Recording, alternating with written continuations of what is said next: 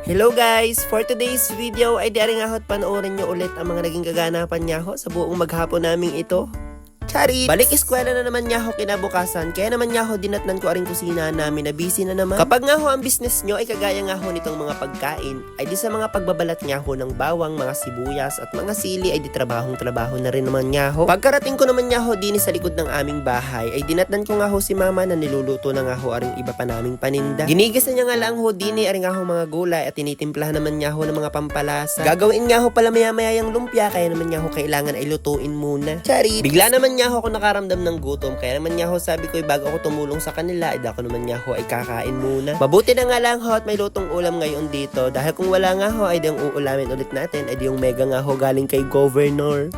Tari. Pagkatapos naman niya ho maluto aring gulay, ay di arehoy isasantabi muna din at papalamigin, saka naman niya ho mamaya babalutin sa wrapper. Pagkatapos naman niya ho noon ay di nga ho tinulungan ko na si Yuri na magtanggal nga ho ng mga tangkay ng sili. Sasama nga ho pala aray sa paggagawa mamaya ng suka, sausawan naman niya ho nung lumpia. Niloko ko pa nga ho dyan si Yuri, sabi ko sa kanya isupsupin niya yung daliri niya at sabi ko yung manamis-namis ang lasa. Sabi naman niya ho sa akin ay hindi na nga ho siya grade 7 at hindi ko na ho siya mauuto pa.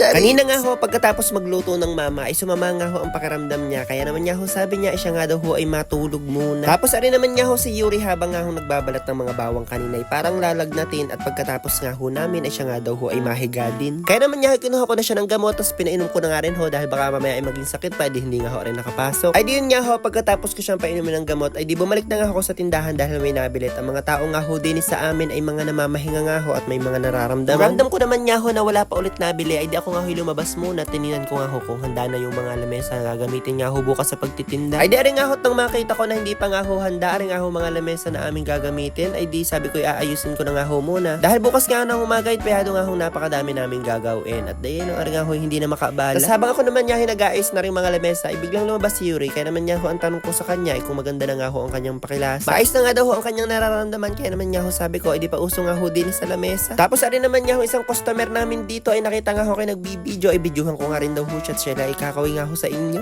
Videohan na ako, dali. Oo, naka-video. Kakahay ako. Oh, hello. Naka-video na. Oh. Video mo. Oh. Ayan. Hello po. Hello din. Oh, sabi. Yun na yan. Ay, happy. Akala ko naman niya kung ano importante yung sasabihin sa inyo, ay di kakaway nga lang ho pala sa video.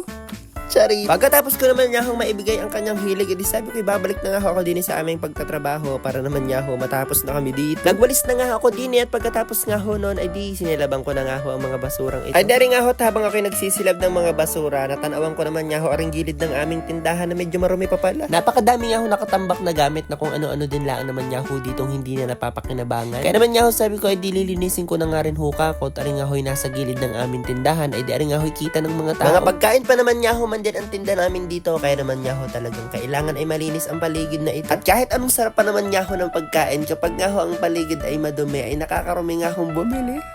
Charis. Ay diyan niya ho, pagkatapos kong linisin niya ho yung gilid ng aming tindahan, ay di ready na nga ho yun bukas sa aming pagtitinda. Ay ang sunod ko naman niya hong winalisan ay nga hong tapat ng aming tindahan sa kabilang karsada dahil medyo makapal na nga rin ho ang mga dahon dito. Ay di ayun niya ho, tatapos ko na itong walisan, kaya naman niya ho ako'y pumasok na sa aming kusina at dinatnan ko nga ho ang mama na nagawa na nga ho ng lumpia. Hindi na nga ho ako tumulong ng pagbabalot dito dahil hindi nga ho nagugustuhan ng mama kung paano nga ho ako magbalot ng lumpia. Paano ga ho ay medyo maluwag ako magbalot nito, kaya naman niya ho ako'y naghanap na lang ng ibang gagawin kaysa naman niya ho ako'y makimali-mali pa dito.